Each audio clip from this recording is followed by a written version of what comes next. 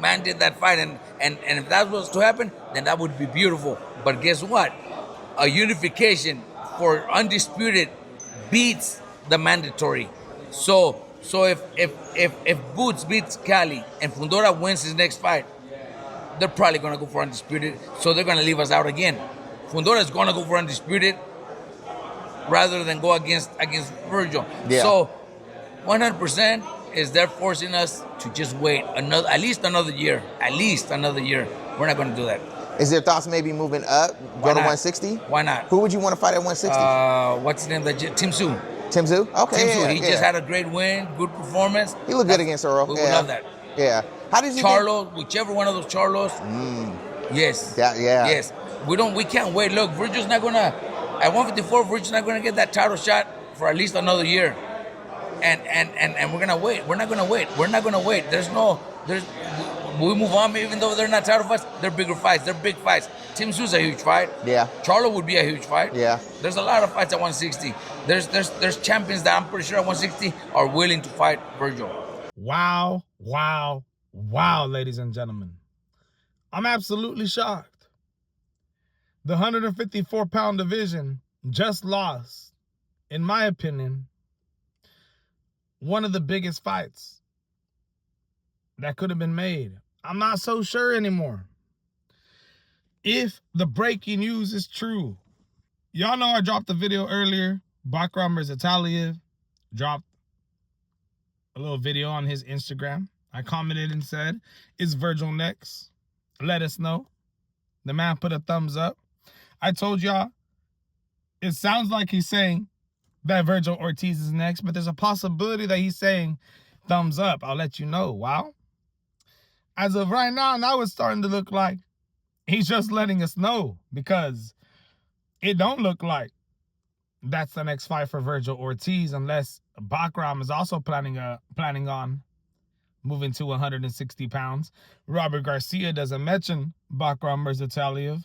It disappoints me, because that's a fight that could have been possible. Both fighters in the same scenarios at 154 pounds. It disappoints me that, and y'all know I always talk, pretty good about Vergil Ortiz. But right now I'm pretty disappointed in this decision. I understand you can't sit around and wait for JARON Boots Ennis. He's got his plan going down. Disappointed in Boots Ennis too. This is a fight that could have happened already. This is a fight that had money on the table, offered by Turkey Lasheet. The man came public about this, saying making fun of JARON Boots Ennis. He's not doing charity events. We don't do tune-up fights over here. Then when JARON Boots Ennis is ready, I'm disappointed in, everything that went down with Golden Boy Promotions, Rick Merigian and Vergil Ortiz aside. A bunch of just drama, unnecessary drama that didn't even go to the arbitration, ended up canceling it beforehand. They ended up coming to an agreement. Why couldn't we come to an agreement when those negotiations were going down? Ladies and gentlemen, it took months and months and months of social media back and forth. Disappointed in both sides, ladies and gentlemen. Disappointed in JARON Boots Ennis and Bozy Ennis now. Now coming out and saying that they're going to put Vergil Ortiz on the shelf. Vergil Ortiz seems to be boxed out from getting an opportunity against Boots Ennis now. Seems like he has to wait in line, because Boots Ennis now has a plan on becoming an undisputed champion. There's nothing we can do to stop that. Bakram Mirzataliev is also a fighter who's going to be going through the same thing that Vergil was going to go through.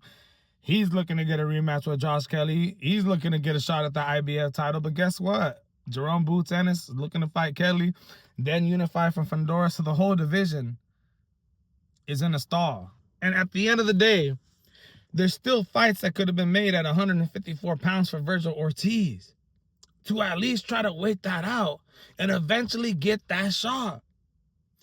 But it don't seem like they're doing that. Robert Garcia, as you guys just heard, he said they're moving to 160 pounds. Now, if it's against Tszyu or Jermell, CHARLO, ladies and gentlemen, then let's do it. Let's run it. A Jermell CHARLO versus Vergil Ortiz fight at 160 pounds, I'm down for. But, ladies and gentlemen, that's if that happens. I feel like the Tszyu fight, I told y'all, that if it wasn't Bakram versus Taliev, I feel like it's going to be Tszyu due to the fact that Vergil Ortiz did want to fight Errol Spence Jr.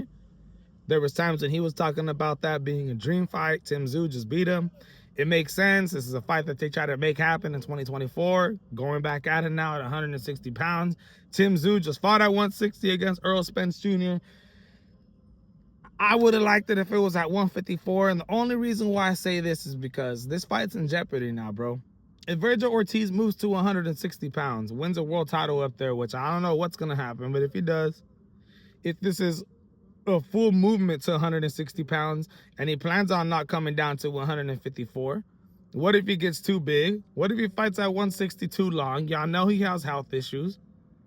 When Boots does become an undisputed champion, is that fight still on the line? Will Vergil Ortiz make the excuse and say that they're done at 154 pounds? I don't know. That's why I say I'm bothered here. I'm disappointed in how this whole 154-pound division is starting to turn out. I still like what Boots is trying to do with Kelly and Fundora. It just sucks that this fight with Vergil Ortiz has got stalled out and is being stalled out. And now Vergil Ortiz is moving to 160 pounds. Ladies and gentlemen, I see some people reporting that he's going to be fighting Jermell CHARLO in Texas, ladies and gentlemen. That would be absolutely an amazing fight. Both fighters being from Texas. I mean, dude, this would be absolutely historic. A huge fight. Jermell CHARLO, former 154-pound undisputed champion, going to 160 pounds, campaigning there. A comeback fight against Vergil Ortiz in 3 goddamn years and longer, ladies and gentlemen. It would be truly a great fight. But it just sucks, man.